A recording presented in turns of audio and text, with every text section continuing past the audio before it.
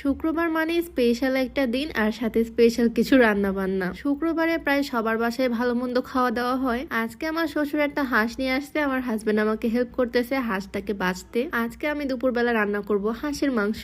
সত্যি বলতে মুরগির থেকে হাঁস খেতে আমার বেশি পছন্দ, তাই আমি আমার শ্বশুর আব্বুকে বলি হাঁস আনতে। আর হাঁসের মাংসটা আমি বেশ মজা করে রান্না করতে পারি। মাংসগুলোকে সুন্দরভাবে কষিয়ে রাখলাম আর তারপর সোজা চলে আসলাম বেলকুনিতে। বেলকুনিতে ছোট ছোট অনেক গাছ আছে এখানে, আর আছে বড় একটা অ্যামাজন জঙ্গল। মানে অ্যাকুরিয়ামটার অ্যাকুরিয়াম নাই, এটা পুরো একটা জঙ্গল হয়ে গেছে ভিতরে গাছপালা হয়ে। যদিও এই পরিবেশটা মাছেদের জন্য খুবই ভালো। ছোট্ট ছোট্ট কিউট কিউট মাছ দেখো কি সুন্দর লাগতেছে দেখতে। আমি যে দিনে কতবার বেলকনিতে আসি তার কোনো ঠিক নাই। এই ছোট্ট ছোট্ট মাছগুলোকে আমি খাবার দিলাম। আমাদের রুমের সাথে এই ছোট্ট বেলকনিতে মাছের অ্যাকুরিয়াম আছে, পাখির খাঁচা আছে, আর ছোট ছোট এই গাছগুলো আছে। আসলাম যখন তাই গাছগুলোতেও পানি দিয়ে দিচ্ছি। এই গাছের গোড়ায় দেখো আমার ননদিনী কি রেখে দিছে, এখানে ছোট্ট একটা এরকম পুতুল রাখা, এটা মেবি ওর ভাই আর ভাবি। যাই হোক, এখানে বাকি ছোট ছোট গাছগুলোতে আমি পানি দিয়ে দিচ্ছি। কোনোটা বোতল কেটে লাগানো, কোনোটা দইয়ের হাঁড়িতে লাগানো, আবার কোনোটা মগের মধ্যে। গাছ লাগালেই হলো, যেটার মধ্যে লাগানো যাক সেটাই ভাল লাগে। এই যে এটার মধ্যে লাগাইছে ঘাস ফুল। আর আমাদের এখানে খাঁচার মধ্যে আছে আমাদের রিচি বাচ্চা।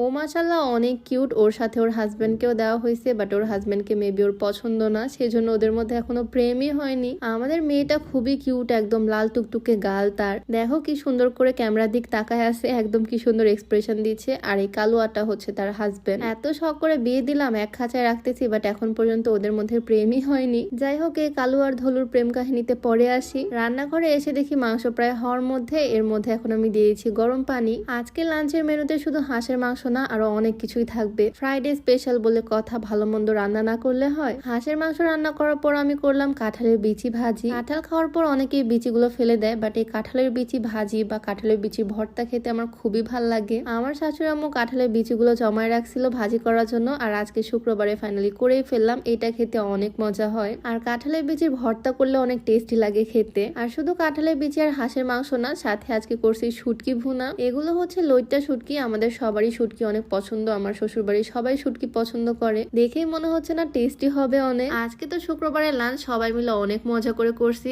আর দুপুরে লাঞ্চের পরে চলে আসলাম বেলকুনিতে। দুপুরের পর থেকে ওয়েদারটা একদম ডাল, আকাশ একদম মেঘলা হয়ে গেছে, রোদ তো একদমই নাই। এরকম ওয়েদারই ভাল লাগে এই সিজনে। এত কাঠফাটা রোদ আর গরম একটুও ভাল লাগে না। নিজে থেকেই চাচ্ছিলাম যাতে একটু বৃষ্টি হয়। আকাশটা জাস্ট দেখো কি সুন্দর মেঘলা হয়ে আছে। এই মেঘলা ওয়েদারে মন চাইলে একটু ফ্রেঞ্চ ফ্রাই করে খাই, তাই বড় বড় আলুগুলোকে নিয়ে নিলাম। আমার হাজবেন্ড এখানে আমাকে হেল্প করতেছে আলুগুলো ছিলতে। সুন্দর করে আলুগুলোকে শেপ করে কেটে নিয়েছি। এগুলো দিয়ে এখন করব ফ্রেঞ্চ ফ্রাই। ফ্রেঞ্চ ফ্রাই জিনিসটা আমি অনেক পারফেক্টলি করতে পারি। বাসার সবাই অনেক পছন্দ করে, তাই বেশি করে দিছি, সবাই মিলে খাবো। প্রথমে ভাবছিলাম প্যানে সিদ্ধ করব, পরে পাতিলে বসাই দিছি, যেহেতু অনেকগুলো আলু। পানির মধ্যে একটু লবণ অ্যাড করে দিছি, আর এটাকে দিয়ে দিলাম সিদ্ধ করার জন্য। অনেকেই সিদ্ধ না করে ফ্রেঞ্চ ফ্রাই করে, বাট একটু সিদ্ধ করে নিলে জিনিসটা খেতে একদম পারফেক্ট হয়। সিদ্ধ করার পর আমি একটা টিস্যু পেপারের উপর নিয়ে নিলাম এই আলুর টুকরাগুলো, যাতে পানিগুলো সব চুষে নেয়। আর তারপর একটা প্লেটের মধ্যে দিয়ে দিলাম আটা, দেন একটুখানি লবণ, মরিচের গুঁড়া, জিরা গুঁড়া, সবকিছু একসাথে ভালোভাবে মিক্স করে নিলাম।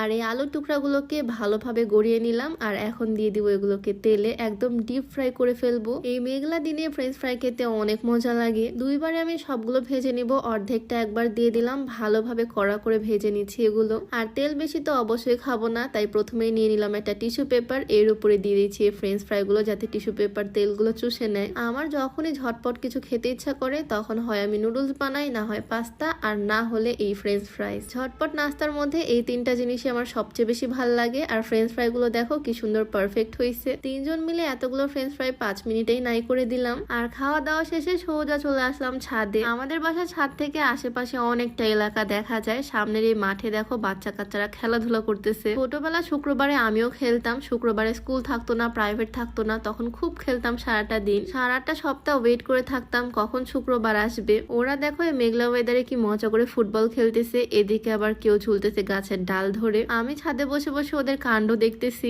আর এই কর্নারে হচ্ছে আমার কিছু গাছ রাখা, যেগুলো আমি রিসেন্ট নিয়েছি, 2-3 মাস হলো মেবি। এই হলুদ গোলাপের গাছটা আমার খুব ভালো লাগে, আর প্রতিনিয়ত এটাতে ফুল ফুটে। এখানে আরেকটা গোলাপ গাছ আছে, আর এই গাছটা হচ্ছে বাগান বিলাসের। একদিন এই গাছটা অনেক বড় হয়ে যাবে। আর এটা হচ্ছে আমাদের ডালিম গাছ। আমার এইটুকু গাছে দেখো ফল ধরছে, কি ছোট্ট একটা ডালিম হয়েছে, মাশাআল্লাহ। নিজেদের বাসার গাছে যখন ফল ধরে তার খুশিটাই অন্যরকম লাগে। এইটুকু একটা গাছে আবার একটা ফলও হয়ে গেছে। এখানে আবার আরেকটা ফুল হয়েছে।